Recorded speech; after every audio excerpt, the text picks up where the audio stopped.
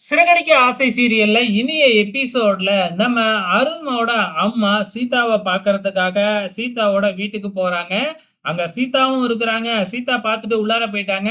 மீனா கிட்ட தான் பேசுறாங்க. "ஸோ நான் சீதாவ தவிர வேற யாரையும் என்னோட மருமகளா ஏத்துக்க முடியாது. எப்படியா இருந்தாலும் சீதா தான் என்னோட வீட்டு மருமக. என் பையனுக்கு நெறைய பொண்ணு கிடைக்கும். இருந்தாலும் சீதா தான் கரெக்ட்டா இருப்பா" அப்படின்னு சொல்லிட்டு நீ தான் உன் வீட்டுக்காரர்கிட்ட பேசணும் அப்படின்னு சொல்லிட்டு போயிடுறாங்க. கவலைப்படாதம்மா நான் பார்த்துக்கிறேன் அப்படின்னு மீனாவும் ஆறுதல் சொல்லி தான் அவங்கள அனுப்பி வைக்கிறாங்க. இந்த பக்கம் நம்ம மனோஜ கடையில காமிக்கிறாங்க. மனோஜ் வந்து கப்பல் கவுந்த மாதிரி உட்கார்ந்திருக்கிறாப்ல. அப்ப மொட்டை ஃப்ரெண்ட் அங்க வராப்ல. "என்னய்யா கடைய தொறந்து போட்டு இப்படி தலைய தொங்க போட்டு உட்கார்ந்திருக்கிற? யாராச்சும் கல்லாப்பெட்டிய தூக்கிக்கிட்டு ஓடுனா கூட உனக்கு தெரியாதாட்டுக்கு" அப்படின்னு சொல்ல, "அது ஓடுனா ஓடிட்டு போகுது" அப்படிங்கிற மாதிரி மனோஜ் விரக்தியா பேச ஆரம்பிக்கிறாப்ல. அது மட்டும் இல்ல, இப்ப ரோகிணி ஒரு ட்ராமா போட்டுட்டு இருக்கு இல்லையா?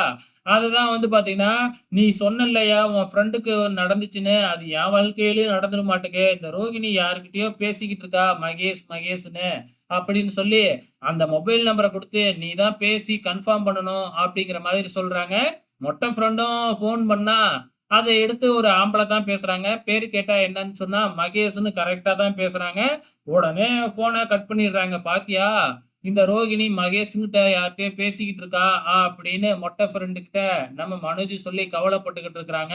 இது இப்படி நடந்துகிட்டு இருக்கிறப்ப, மொட்டை ஃப்ரெண்டு ஏற்கனவே மனோஜ பயமுறுத்திக்கிட்டு இருக்கிறாப்ல. இப்ப இப்படி வேறயே நடக்குதா? இன்னும் அதிகமா பயம் தான் படுத்துறாப்ல. மனோஜ் இத கேட்டுட்டு இன்னும் பயப்படுத்துறாப்ல. வீட்டுக்கு வந்தா அதே மாதிரி மறுபடியும் ரோகிணி வந்து மகேஷ் அப்படிங்கிறவங்க கிட்ட பேசிக்கிட்டு தான் இருக்கிறாங்க. ஆனா அது உண்மையாலுமே மகேஷ் இல்ல. இன்னொரு லேடீஸ் கிட்ட தான் நம்ம ரோகிணி பேசிக்கிட்டு இருக்கிறாங்க. ஏற்கனவே எல்லாம் செட் பண்ணி வச்சுக்கிட்டு தான் இப்படி ஒரு டிராமாவ போட்டுக்கிட்டு இருக்கிறாங்க. மனோஜ் கிட்ட இருக்கிற அந்த பொசெசிவ்னெஸ்ஸ தூக்கி விடணும் அப்படிங்கிறது தான் ரோகிணியோட எண்ணமா இருக்கு. ஆனா இது எங்க போய் முடிய போகுதுன்னு தெரியல. இந்த பக்கம் நம்ம விஜயா ஃப்ரெண்டு கிட்ட போயிட்டு தன்னோட ஃப்ரெண்டு கிட்ட இந்த மாதிரி ரோகிணிக்கும், மனோஜுக்கும் டைவர்ஸ் வாங்கி குடுத்துட்டு, அந்த நீத்து பொண்ண மனோஜுக்கு கல்யாணம் பண்ணி வைக்க போறேன் அப்படின்னு சொல்லிக்கிட்டு இருக்கிறாங்க. இத கேட்டுட்டு விஜயாவோட ஃப்ரெண்ட் இதெல்லாம் நடக்கிற காரியமா? அப்படிங்கும்போது, அதெல்லாம் இல்ல. நான் எதா இருந்தாலும் நடத்தி காமிப்பேன். நான் அந்த நீத்து பொண்ணுகிட்ட பேசி எப்படியாச்சும் இந்த கல்யாணத்துக்கு சம்மதம் வாங்கிடுவேன். அதே நேரத்துல இந்த ரோகிணிக்கும், மனோஜுக்கும் டைவர்ஸ் வாங்கியும் குடுத்துருவேன் அப்படின்னு பேசி, கற்பனை கோட்டை கட்டிக்கிட்டு இருக்கிறாங்க. இங்க முத்து வீட்டுக்கு வந்த உடனே மீனா கூப்ட்டு பேசுறாங்க. ஆனா முத்து அதே கோவத்துல தான் இருக்கிறாப்ல.